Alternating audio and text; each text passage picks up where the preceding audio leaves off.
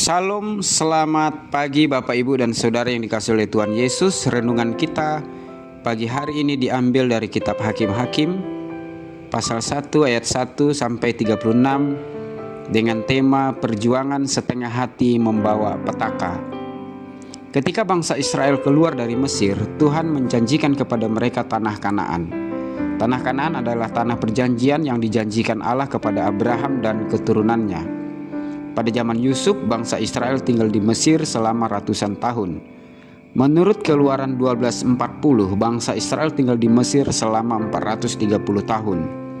Selama itu pula banyak penduduk dari bangsa lain menetap dan tinggal di tanah Kanaan. Mereka membangun kota-kota yang kuat dan modern dan membentuk budaya yang baru di tanah Kanaan.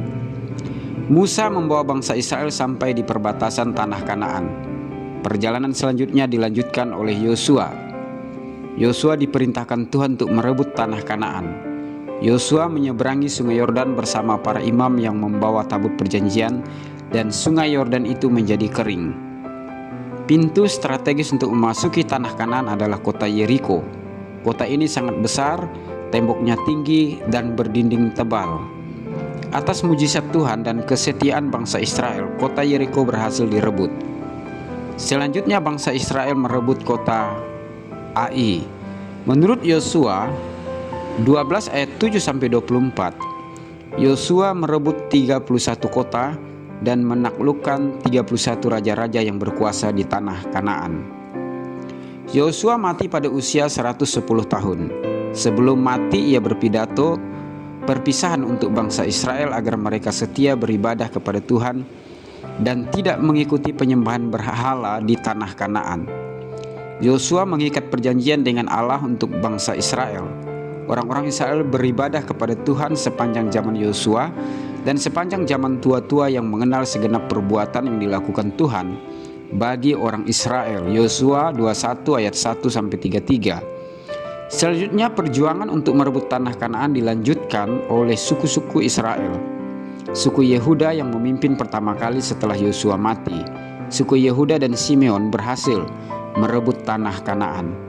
Tetapi sangat disayangkan, suku-suku Israel lainnya tidak menghalau suku-suku yang ada di tanah Kanaan. Alkitab mengatakan setelah Israel menjadi kuat, mereka membuat orang-orang Kanaan itu menjadi orang Rodi dan tidak menghalau mereka sama sekali. Yosua 1:28. Ini menjadi petaka bagi bangsa Israel. Harusnya ketika mereka menjadi kuat, mereka menggunakan kekuatan itu untuk melakukan pekerjaan Tuhan dan menggenapi perjanjian Tuhan dalam hidup mereka. Mereka menjadikan penduduk Kanaan sebagai budak Rodi, sama seperti mereka menjadikan budak Rodi di Mesir. Perjuangan bangsa Israel dilakukan setengah hati. Penduduk Kanaan dijadikan mereka orang Rodi yang memberikan kemudahan dan keuntungan bagi bangsa Israel di pekerjaan mereka. Di sini telah terjadi kompromi, lambat laun atau seiring berjalannya waktu. Tanpa terasa, kehidupan penduduk tanah Kanaan mempengaruhi bangsa Israel sebagai umat perjanjian Tuhan. Lalu orang Israel melakukan apa yang jahat di mata Tuhan dan mereka beribadah kepada para Baal. Mereka meninggalkan Tuhan lalu mengikuti Allah lain, Allah bangsa-bangsa di sekeliling mereka, dan sujud menyembahnya. Hakim-Hakim 2 ayat 12. Dosa sekecil apapun harus dihalau dalam kehidupan kita sebelum membawa petaka dan kehancuran. Tuhan Yesus memberkati. Amin.